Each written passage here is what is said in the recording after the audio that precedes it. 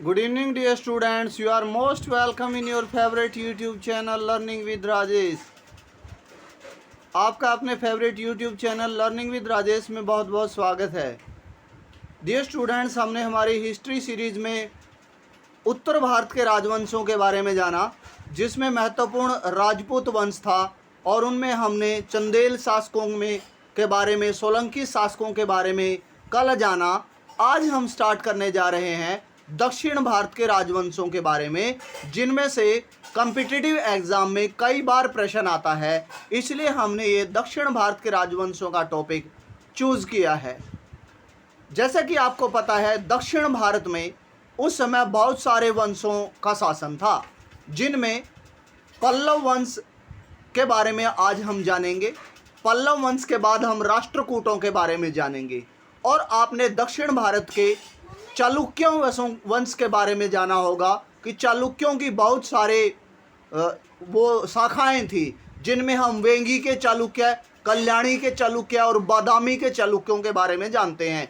जिनमें बादामी के चालुक्य बहुत इंपॉर्टेंट थे, जिनमें हम ऐहोल द्वितीय, पुलकेशिन द्वितीय के बारे में जानेंगे, उनके ऐहोल अभिलेख के बारे में जानेंगे और उसके बाद चोल साम्राज्य के बारे में जानेंगे, जिसके बारे में हमारे एनसीईआरटी से भी प्रश्न कई बार पूछा जाता है। आज हम सबसे पहले जानेंगे दक्षिण भारत के राजवंशों में पल्लव वंश के बारे में। पल्लव वंश के संस्थापक सिंह विष्णु को माना जाता है।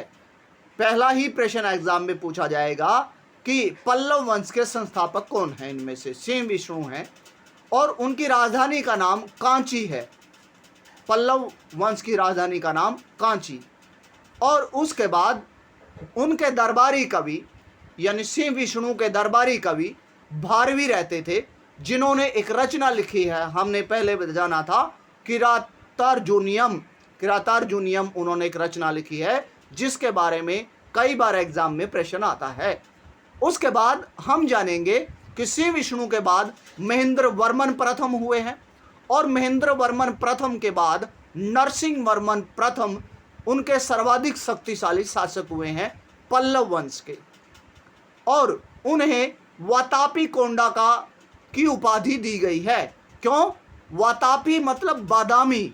अभी मैंने थोड़ी देर पहले बताया कि बादामी के चालुक्यों के बारे में जानेंगे और आप जानेंगे कि नरसिंह प्रथम ने बादामी को जीत लिया था, इसलिए उन्हें वातापी कोंडा कहा जाता है। आपसे एग्जाम में प्रश्न पूछा जाएगा कि नरसिंह प्रथम को कौन सी उपाधि हासिल हुई थी, तो आप बताएंगे वातापी कोंडा की उपाधि हासिल की थी।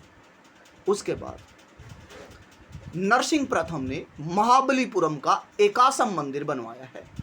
आपको पता है कि एकासम मंदिर का मतलब है एक ही प्रकार की एक चट्टान, एक पत्थर को काट कर बनाया गया कोई मंदिर एकासम मंदिर है। एग्जाम्पल कल आपसे पूछा जा सकता है एग्जाम में, इनमें से कौन सा मंदिर एकासम मंदिर का उदाहरण है, तो आप बताएंगे महाबलीपुरम का जो एकासम मंदिर बड़ा प्रसिद्ध है, पल्लव वास्तुकला का बहुत बढ़िया नमूना है, जो कि नरसिंह प्रथम ने बनाया था। उसके बाद नरसिंह वर्मन द्वितीय, उसके बाद परमेश्वर वर्मन हुए हैं, उन्होंने परमेश्वर की उपाधि हासिल की, और नरसिंह वर्मन द्वितीय फिर पल्लव वंश के जाने माने शासक हुए। तो कांची का कैलाशनाथ मंदिर, अब कैलाशनाथ मंदिर भी दो हैं। मैंने अभी पीछे एग्जाम में पाया, एचएसएससी एग्जाम में कई बार प्रश्न पूछा जाता है, ये कॉम्पिटिटिव एग्जाम में रिपीटेड क्वेश्चन है। एक पूछा जाता है कांची का कैलाशनाथ मंदिर, एक को पूछा जाता है एलोरा का कैलाशनाथ मंदिर, क्योंकि दो हो गए, कंफ्यूजन तो बननी ही थी। अब आज हम जानेंगे कांची का कैलाशनाथ मंदिर, जो कि पल्लवों की राजधानी है कांची, उसका निर्माण नरसिंह वर्मन द्वितीय ने करवाया। उसके बाद और महाबलीपुरम का सौर मंदिर भी उन्होंने बनवाया है। और उसके बाद आता है बारी नंदी वर्मन द्वितीय की। नंदी वर्मन द्वितीय जो है, उन्होंने वैकुंठ पेरुमाल मंदिर बनवाया है पल्लव वास्तुकला के लिए। अब आपने यहां तक जाना, मैं बीच में आपसे प्रश्न पूछना चाहता हूं। पहला प्रश्न आपके लिए है कि पल्लव वंश का संस्थापक कौन है। आई होप कि आंसर आपके पास है, आप बताएंगे सिंह विष्णु। और आप बताएंगे कि पल्लवों की राजधानी कांची। फिर आप बताएंगे कि वातापिकोंडा की उपाधि किस पल्लव शासक ने हासिल की। आपका आंसर रहेगा नरसिंह प्रथम। और फिर इम्पोर्टेंट क्वेश्चन आता है कि कांची का कैलाशनाथ मंदिर किस कला का प्रतीक है। आप बताएंगे पल्लव कला का। और किसने बनवाया? नरसिंह वर्मन द्वितीय। उसके बाद नेक्स्ट क्वेश्चन आपका आता है पल्लव वास्तुकला जो है उसमें 4 प्रकार के मंदिर बनवाए जाते थे, क्योंकि वास्तुकला शैली से भी कई बार एग्जाम में प्रश्न मैंने देखा है। पहली शैली महेंद्र वर्मन शैली है, मानी जाती है उनकी।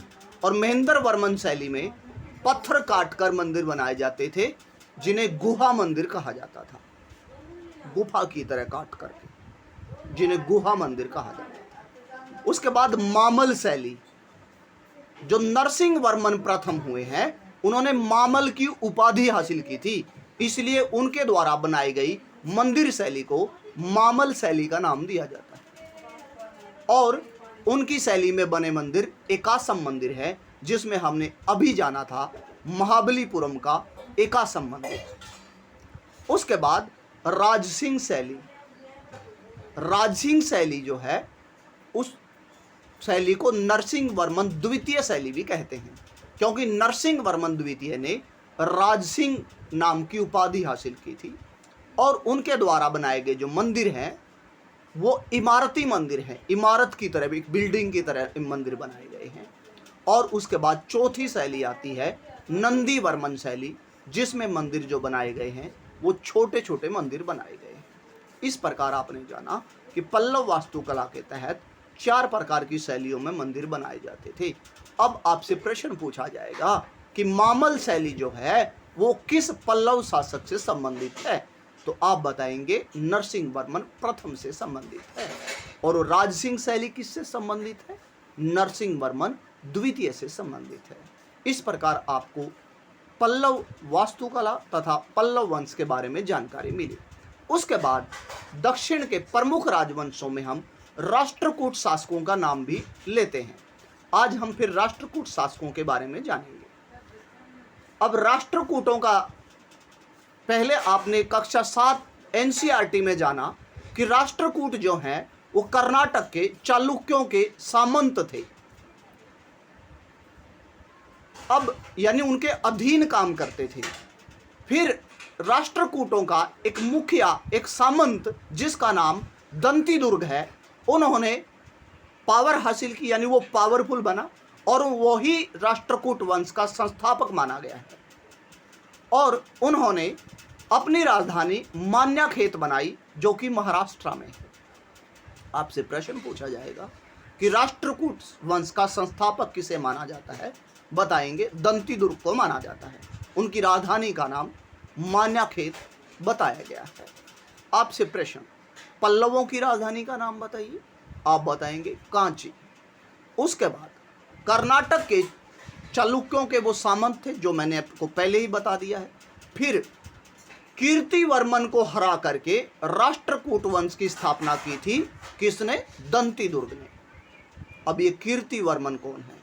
जो कि बादामी के चालुक्यों में से, जो चालुक्य जो है, जो अभी कर्नाटक के चालुक्य मैंने बताया। उसके बाद जो दंती दुर्ग है, दंती दुर्ग ने पावर हासिल करने के लिए हिरण्यगर्भ नाम का एक अनुष्ठान किया। उनका मानना था कि इस अनुष्ठान के बाद शासक को अक्षत्रिय जैसी शक्ति प्राप्त हो जाती है। उनके शासन करने के बाद उनके अगला शासक यानी राष्ट्रकूटों का अगला शासक कृष्ण प्रथम हुए हैं। और कृष्ण प्रथम के बाद ध्रुव उनके मुख्य शासक हुए। फिर गोविंद तृतीय, कृष्ण द्वितीय, इंद्र तृतीय तथा अंत में कृष्ण तृतीय उनके शासक हुए हैं। इस प्रकार आपने जाना कि किस प्रकार दंती दुर्ग के बनाए हुए राष्ट्रकूट वंश में कृष्ण प्रथम ने उनके बाद शासन किया, और उनका जो ध्रुव शासक है वो बहुत ही प्रसिद्ध है, और कृष्ण प्रथम भी। उनके बारे में अभी हम जानेंगे थोड़ी देर बाद। तो देखिए, जो कृष्ण प्रथम हैं उन्होंने एलोरा का कैलाशनाथ मंदिर बनवाया है। अभी जिसके बारे में पहले मैं जिक्र कर रहा था कि दो मंदिर हैं, एक कांची का कैलाशनाथ मंदिर और यहाँ पर आया है एलोरा का कैलाशनाथ मंदिर। ये अभी HSSC एग्जाम में प्रीवियसली क्वेश्चन आया था कि कृष्ण प्रथम ने एलोरा का कैलाशनाथ मंदिर बनवाया है जो कि राष्ट्रकूट वंश से है। उसके बाद ध्रुव जो हैं उनके महत्वपूर्ण शासक हमने जाना, दंतित दुर्ग के बाद महत्वपूर्ण शासक हुए कृष्ण प्रथम, और कृष्ण प्रथम के बाद ध्रुव जिन्हें धारावर्ष भी कहा जाता है, उनके महत्वपूर्ण शासक हुए हैं राष्ट्रकूटों के। उन्होंने त्रिपक्षीय संघर्ष में उनकी तरफ से, राष्ट्रकूटों की तरफ से सबसे पहले भाग लिया। हमने त्रिपक्षीय संघर्ष के बारे में पहले जाना जब हमने वर्धन वंश के बारे में जाना था। अमोघ वर्ष जो है वो एक महत्वपूर्ण और शासक हुए हैं किनके? राष्ट्रकूट वंश के, जिन्होंने कविराज मार्ग नामक एक रचना लिखी है, कन्नड़ लैंग्वेज में लिखी है। आपसे प्रश्न पूछा जाएगा, निम्न में से किस राष्ट्रकूट शासक ने कविराज मार्ग नामक रचना लिखी है? आप बताएंगे अमोघ वर्ष ने लिखी है। फिर उसके बाद उनके दरबार में जिनसेन रहते थे, जिन्होंने आदि पुराण नामक की रचना लिखी है। अमोघ वर्ष के बाद राष्ट्रकूटों के महत्वपूर्ण शासक हुए हैं इंद्र तृतीय, जिनके काल में अल मसूदी नाम के अरबी यात्री भारत आए। प्रश्न यही पूछा जाएगा, अल मसूदी नाम के अरबी यात्री किस राष्ट्रकूट शासक के काल में आए? आप बताएंगे इंद्र तृतीय के काल में आए थे। उसके बाद कृष्ण तृतीय जो हैं वो उनके दरबार में कवि रहते थे, पोन्न नाम के कवि रहते थे, जिन्होंने शांति पुराण नामक रचना लिखी है कन्नड़ भाषा में। अब ये वेरी वेरी इंपॉर्टेंट क्वेश्चन बनता है। कई बार मैंने एग्जाम में देखा है कि शांति पुराण के रचनाकार कौन से कन्नड़ कवि हैं? तो आप बताएंगे पोन्न नाम के कवि हैं। फिर प्रश्न नेक्स्ट पूछा जाएगा आपसे कि वो किस राष्ट्रकूट शासक के दरबार में रहते थे? आप बताएंगे कृष्ण तृतीय के दरबार में रहते थे। उसके बाद कृष्ण तृतीय को कांची का विजेता नाम की उपाधि हासिल की है। उसके बाद एलोरा व एलिफेंटा की जो गुफा मंदिर है वो उनका निर्माण राष्ट्रकूटों ने किया है, क्योंकि राष्ट्रकूट भी मंदिर बनाने की कला में बहुत निपुण थे। उसके बाद आपने जाना कि कर्क द्वितीय को, यानी उनके अंतिम महत्वपूर्ण शासक कर्क द्वितीय हुए हैं, जिनको हराकर तैलप द्वितीय ने कल्याणी के चालुक्य वंश की नींव रखी। इस प्रकार राष्ट्रकूट वंश का महत्व समाप्त हो गया और उनके यहाँ उनके यानी पतन के बाद कल्याणी के चालुक्य वंश की स्थापना हुई, जिसके बारे में कल हम जानेंगे कि जो चालुक्य वंश है दक्षिण में उनकी 3 शाखाएं हैं, उनके बारे में जानेंगे। और नेक्स्ट डे हम जानेंगे चोल वंश के बारे में। और आई होप उसके बाद हमारा मध्यकालीन इतिहास शुरू होगा। जैसे कि मुझे पता है हरियाणा एग्ज़ाम में, HSSC एग्ज़ाम में ज़्यादातर या तो प्राचीन भारत से पूछा जाता है या फिर आधुनिक भारत से प्रश्न आते हैं, इसलिए हम आधुनिक भारत स्टार्ट करेंगे इसके बाद।